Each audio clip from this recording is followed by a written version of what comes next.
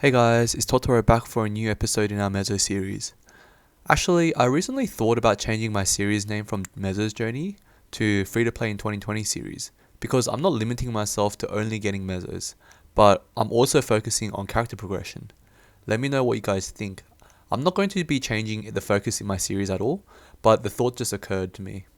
I will still continue to show my Mesos making methods, but also I thought I could reach like 25k stat and hit level 250 as a few more golds in this series, which is why I thought that free to play in 2020 seemed more appropriate.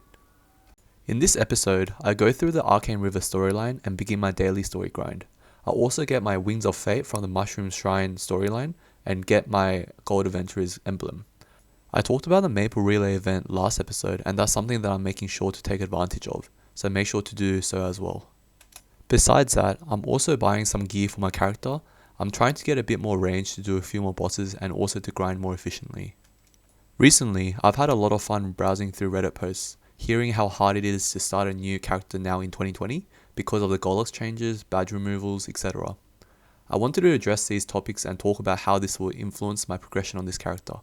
Clearly, the badge removal is going to hurt my progression on this character because compared to someone who's played for a long time, I'll be down an item. I can't do much about that but hope for an event that gives potable badges. Golux changes also suck as well for new players because it was pretty much guaranteed before that a new character can earn up to 10 bill mesos just from selling out the entire Golux store. Now, you need to get the coin from killing hard Golux or hell Golux to get any Golux equips, and even hard Golux requires a few mil range, so that's unfeasible now for me.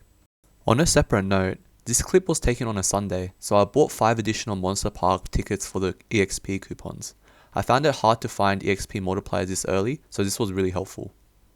Anyways, back to the topic of Golux. What it means for me is that I'm not going to be looking to get the superior Golux set for a long time. Even if I can get a clean one, it's not going to be a huge power spike because Golux gear needs to be scrolled with the advanced Golux scrolls in order for it to be decent. So getting a superior Golux set now will set me back about 2 bill, whereas a reinforced Golux set will set me back 500 mil and do almost as good.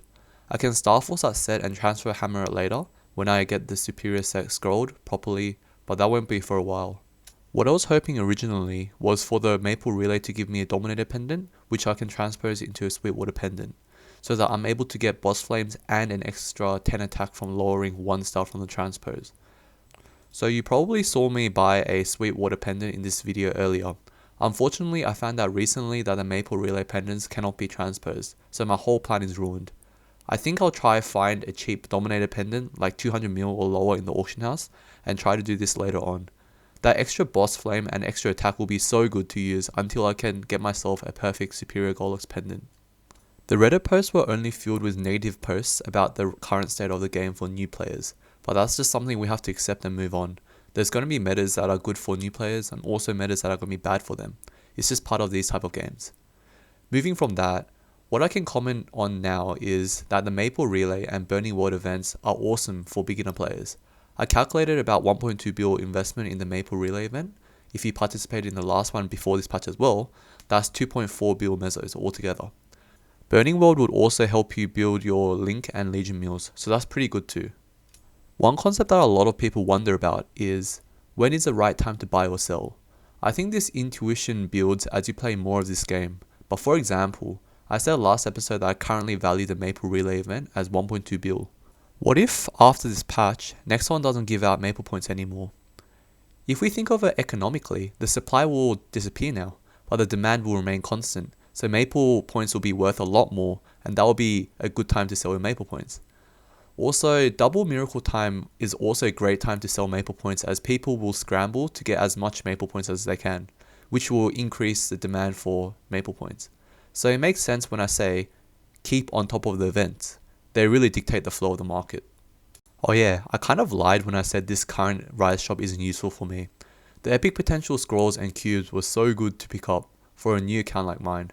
On my main, this current shop was virtually worthless, and I'm a bit late to say this now because it's gone, but those epic potential scrolls, cubes and flames were definitely something to pick up on a new account.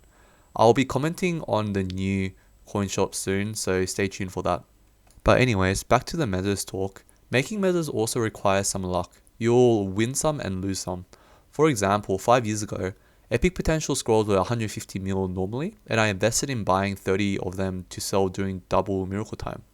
Unfortunately, that was a year that elite boss drops got buffed, or elite bosses were introduced, or there were more botters in general. I don't really remember which one. But epic potential scrolls plummeted to like 20 mil between my investment and the double miracle time. So I made a huge loss, about 4 bill mesos. The takeaway here is no matter how much you plan for your investments, you could simply just get unlucky. But it's important to accept that and move on to find new investments that you're luckier in.